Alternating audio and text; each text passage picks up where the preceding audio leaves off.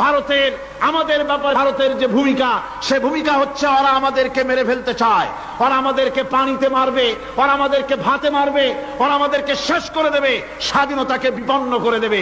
এজন্য আজ এই বিশাল জনসমুদ্রের কাছে প্রশ্ন করি, যদি প্রয়োজন হয় আমাদের চির দুশ্মন ভারতের বিরুদ্ধে যদি লড়াইয়ের প্রয়োজন হয়, তোমরা সবাই প্রস্তুত থাকবে?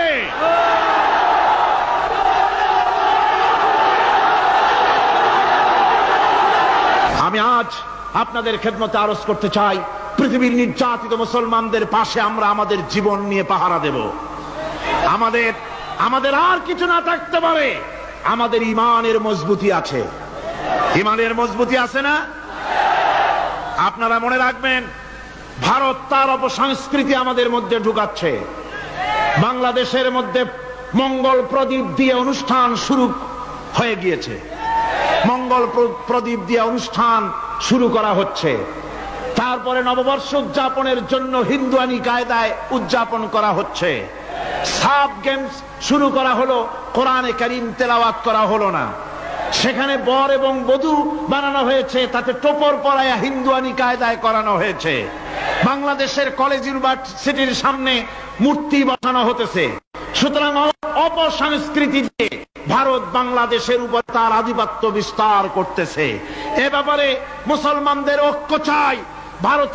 আমাদের ব্যাপারে ভারতের যে ভূমিকা, সে ভূমিকা হচ্ছে ওরা আমাদেরকে মেরে ফেলতে চায়, ওরা আমাদেরকে পানিতে মারবে, ওরা আমাদেরকে ভাতে মারবে, ওরা আমাদেরকে শেষ করে দেবে, স্বাধীনতাকে বিপন্ন করে দেবে।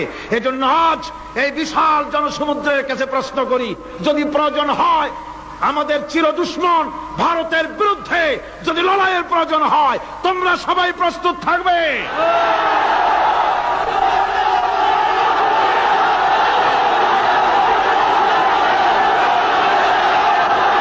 আর একটি কাজ হচ্ছে ঐক্যবদ্ধ হওয়া। কি হওয়া? ঐক্যবদ্ধ হতে হবে আমাদেরকে। ওলামা, মাশায়েখ, পীর বুজুর্গ যারা আছে সকলকেই ঐক্যবদ্ধ হতে হবে। কাদা ছড়াছড়ি বন্ধ করে দিতে হবে। কাদা ছড়াছড়ি করে কোনো লাভ নাই। কাদা ছড়াছড়ি বন্ধ করতে হবে। ঐক্যবদ্ধ হয়ে আলেম, ওলামা, বুজুর্গ সব যদি আমরা এক হয়ে যাই, আমরা দিন প্রতিষ্ঠা করতে পারবো। বাংলাদেশে ওই যে আপনি দেখেন কিছু লোক চিল্লায়, মনে করেন ওদের পত্রিকা আছে অনেক, দেওয়ালের লেখা আর পত্রিকার লেখা দেখে মনে করবেন না যে ওরা অনেক।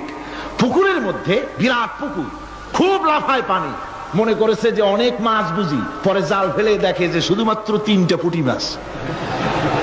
সারা শহরে ওদের পত্রিকা বেশি, দেওয়ালে তারা লেখে বেশি, তাই বলে মনে করবেন না যে ভারতপন্থী আর রুশপন্থীতে দেশ ভরে গেছে। না, তাওহীদি জনতার উত্তাল ঢেউ চলছে সারা বাংলাদেশে। আলহামদুলিল্লাহ, আল্লাহ রাব্বুল আলামিন আমাদের এসব কথা মেনে চলার তৌফিক দিন। জোরে বলেন আমিন। আর এসব কাজ করার জন্য আমি যুবকদেরকে ডাকবো। ইসলাম প্রতিষ্ঠার জন্য যুবকরা হলো সবচাইতে বেশি জরুরি। যুবক সবচাইতে বেশি জরুরি কি? জোরে কোন কি? তাকায় দেখেন তো, মাহফিলে মাথা উঁচু করে না, আপনি যেখানে বসে আছেন আপনার ডান দিকে তাকান, বাম দিকে তাকান, কাদেরে দেখেন? কোন? সারা মাহফিলে কাদেরে দেখেন? ও যুবকেরা, কিয়ামতে তোমরাই যাবা বেশি বেহেশতে, তোমরাই যাবে। সুবহানাল্লাহ। বেহেশতে কারা যাবে? যুবকরা যাবে, তোমরা বেহেশতে যাবে। আমি আমার কলেজের ছাত্র, ইউনিভার্সিটির ছাত্র, সমস্ত ছাত্র যুবকদেরকে বলতে চাই, যুবকেরা শুনে নাও, তোমাদের নেতারা ঢাকা থেকে যখন তোমাদের কাছে আসে, যে পার্টি তুমি করো না কেন, তোমাকে টাকা দেয়, অস্ত্র দেয়, নারী দেয়, মদ দেয়, পরের মিটিং ভাঙতে বলে, মিছিল ভাঙতে বলে। তুমি আমাকে বলো, নিজের কাছে নিজে প্রশ্ন করো, তোমার নেতা কি কোনোদিন তোমাকে বলেছে বাবা আল্লাহর দরবারে উঠতে হবে, কিয়ামতে জবাব দিতে হবে, খবরদার 5 ওয়াক্ত নামাজ ঠিক মতো পড়ো, সকালবেলায় কোরআন শরীফ পড়ো, মা বাবার খিদমত করো, আর সত্য কথা বলো, মারামারি কোনোদিন করো না, এমন কথা কোন নেতা তোমাকে কোনোদিন বলেছে নাকি? বলে নাই। তোমার নেতারা তোমাকে লাঠির মতো ব্যবহার করে। আমাদের কথা দেওয়ালে লেখো, আমাদের জন্য এই করো সেই করো, এই সব করে বেড়ায়। আমি যুবকদের বলি, খবরদার আমার যুবক ভাইরা, ফিরে আসো ইসলামের দিকে। তোমাদের রক্তের উপর ইসলাম প্রতিষ্ঠিত হয়েছে, আবার ভবিষ্যতেও তোমাদের রক্ত দিয়েই, তোমাদের শক্তি দিয়েই দিন প্রতিষ্ঠিত হবে। শাহাদাতের মৌতের চাইতে আরামের মৌত আর পৃথিবীতে মোটেও নাই। সুবহানাল্লাহ ওয়া বিহামদিহি।